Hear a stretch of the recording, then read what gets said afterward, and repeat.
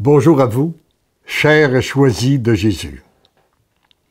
Le message numéro 4 du deuxième volume nous aide à découvrir le chemin que le Père a tracé pour chacun et chacune de nous.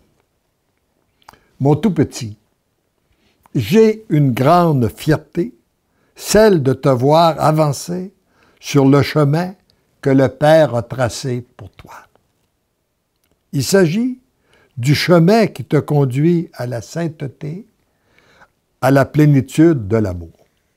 Voilà pourquoi nous avons tous été créés pour être conduits à la sainteté et à la plénitude de l'amour. Tu es bien témoin que ce n'est pas toi qui agis, mais bien l'Esprit Saint, qui s'active en toi, autour de toi et à travers toi. En somme, c'est le résultat d'avoir donné notre oui.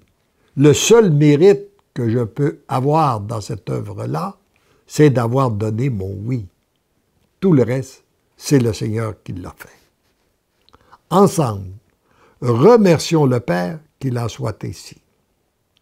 Si tu demeures dans ta petitesse et que tu continues à accueillir mon amour, tu seras de plus un témoin de l'action de l'Esprit Saint. Même si tu n'étais témoin de rien de l'extérieur, tu serais témoin qu'il s'active de ton intérieur. Et dans la foi, tu saurais qu'il s'active dans l'invisible, à l'intérieur d'une multitude de cœurs à partir de ton oui, à le laisser agir sans aucune restriction ni condition. Je trouve ce passage tellement important que permettez-moi de vous le relire.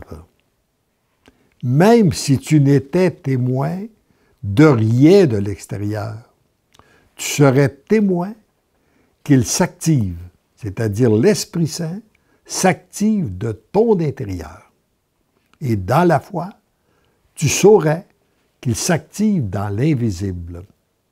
Lorsqu'une personne est transformée, le Seigneur s'en sert dans l'invisible pour rejoindre d'autres personnes.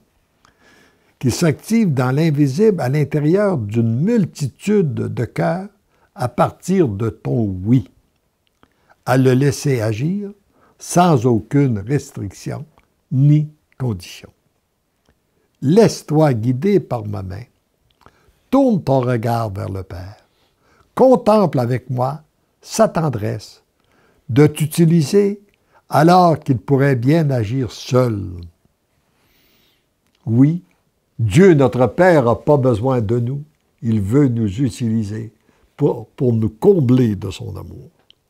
Contemple sa miséricorde de t'utiliser sans que tu sois devenu parfait. Contemple sa puissance, tout ce qu'il réalise à partir d'un simple petit oui sincère. Contemple avec moi sa largesse de donner autant avec si peu. Contemplons ensemble son amour sans limite, sans bornes, sans frontières, qu'il répand en abondance, toujours et partout.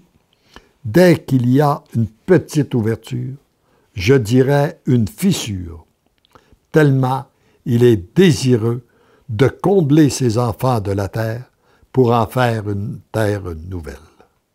Toute pure, toute belle, capable de m'accueillir pour mon grand retour qui est pour très bientôt. Et remercions Dieu de vivre à cette époque où Dieu est aussi agissant, où il y a une si grande communication entre le ciel et la terre. Jamais il n'y a eu autant de communication entre le ciel et la terre.